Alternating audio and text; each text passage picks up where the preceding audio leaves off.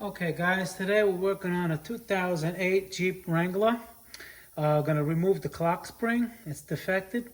A little quick tip, if you have a 2007 to 2000, I believe 2012, and it has a recall, you can get the clock spring fixed for free. And also the passenger side airbag that's on the other side, they can fix it for free if it's still on the recall. You can just punch your VIN number into their site, into the recall site. I'm not sure. I can find a link for that, and if your VIN number pops up that you're eligible, you can get it for free. If not, this is how you remove the clock spring on a 2007 to 2012 Jeep Wrangler. A little bit different after that, but this is a 2008. Okay, so the first thing you got to do is take off the steering collar, the little plastic shroud right here. It's already off because I do things so you guys, you don't want to see me unscrewing screws. This is going to be underneath like this, top and bottom. So basically what you're going to do is you have 3 screws, 1, 2, and 3. They're 6mm. They're going to be on the bottom right here. You take those off and you separate this. Okay, you put that aside.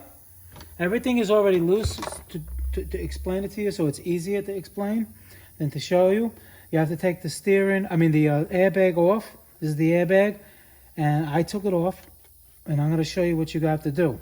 You have to have a screwdriver like this, something bent, because you see in the back here you have three hooks. That's how it's held in to. I'll show you. It's held in right here. Those steel hooks go right here. Right here, I'm sorry, right here, and right here. They slide in here. So what you're going to have to do is in the back, let me put this on. So in the back, you're going to have to, there's a little access hole. You're going to have to go back here. And what you do is, let's just say this is in there already, like this. All right?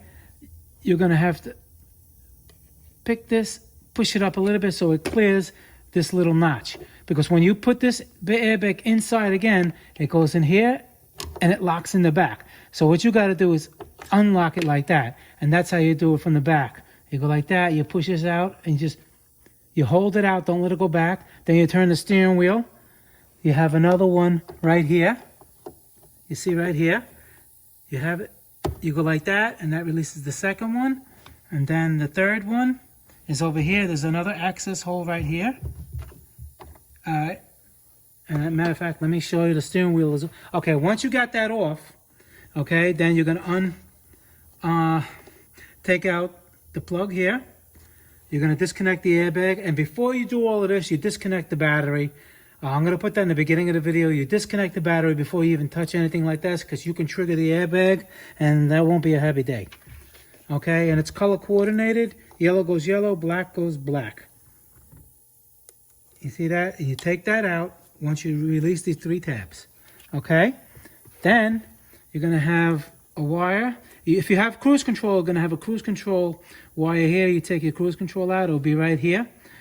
And this connection goes out of there. And then what you do is you take it off. Watch your wires. Okay?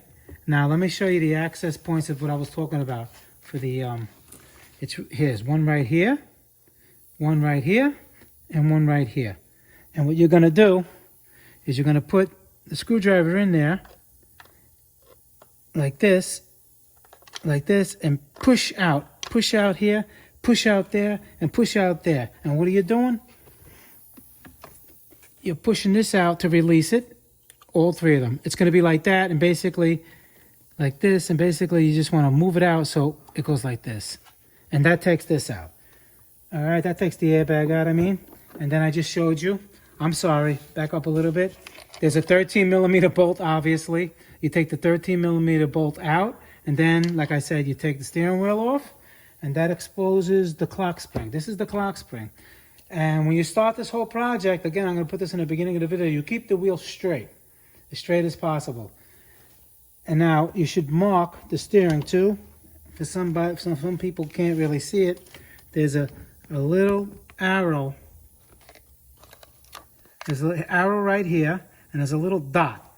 But if you see here, they have a whole bunch of little teeth, and then there's a space, and then there's a whole bunch of little teeth. So that little bit of a space is center. Okay, and I'll show you that on here. You can see, you gotta zoom it in here. There's a little flat spot right here. There's a whole bunch of teeth, all the teeth, all the way here, and then all of a sudden there's like a little flat spot with like 2 teeth missing. That's center, and there's a little center punch hole. Make sure these lines match up with this center line. You can't miss it. You'll see all the teeth, and then there's a space.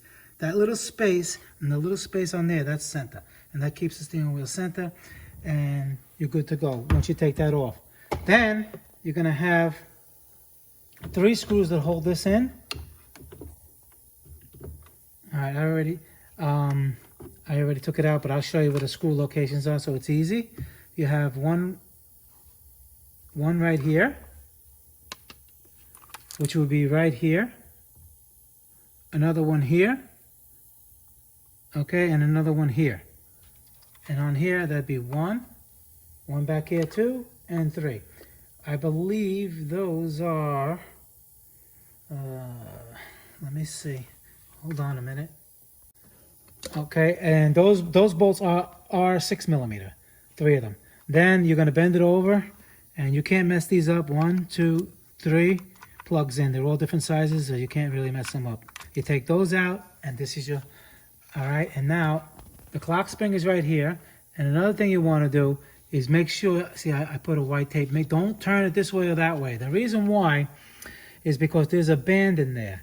There's electrical band in there. So let's say if you spun it halfway around, right? And you think, like you turn this halfway around, and you think that was center, right? So now, when you put everything back, and you go to make a turn, of course now it doesn't have full rotation because it already had turned once, and it'll rip out, and you'll get check engine light. I mean, you get an airbag light, and you get all these problems. So make sure this is in the center. Basically, you have enough wire when you go 1, 2, how many turns it takes to go from left, center, and then turn it to the right. That's how much electrical, there's electrical tape in there. It's hard to explain. It's like a flat tape that's in there. So this has to be, in other words, if it's like 2 turns to the right, 2 turns to the left, center has to be 0. In other words, you have to have enough slack in electrical for 2 turns to the left and 2 turns to the right. That's a little confusing. Just when you have the wheel straight, when you take this out, just take it out and put a zip tie here and mark it so it doesn't turn. Okay, and then, well, this is the clock spring itself, and then what you do, you just take off this Phillips head screw here. It can take off the lights, and the turn signal over there is this one. And then this comes out, and you replace this part. That's the clock spring. Okay? So that's that. And then, well, that's how you remove that. And there's other things to do, but this video is just about that. Okay, guys? So I'll see you in the next video. This is Motorcar Nut 2020. Please subscribe. I'm building up my videos as fast as possible. Try to answer all you guys' questions within a reasonable time. I appreciate everything you guys do. Thanks a lot. Bye.